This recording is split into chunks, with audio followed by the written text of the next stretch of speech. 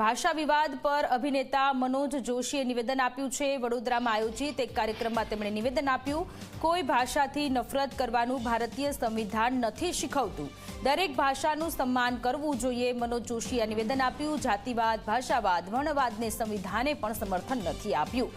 ભારતની વિવિધતામાં એકતા અબાધિત રહે એ દરેકનું કર્તવ્ય છે।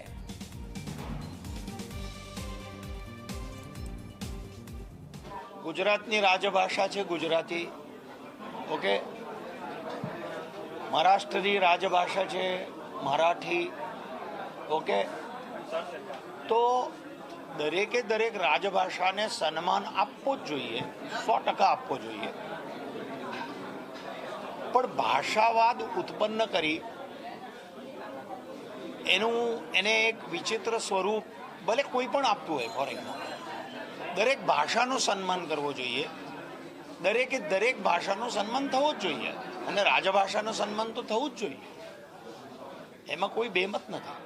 જાતિવાદ, ધર્મવાદ, ભાષાવાદ આ અખંડ ભારત માટે અને ભારતની સંપ્રભુતા માટે યોગ્ય નથી એવું સંવિધાન પણ કહે છે અને મને લાગે છે કે આપણે સંવિધાનનું પાલન કરવું જોઈએ।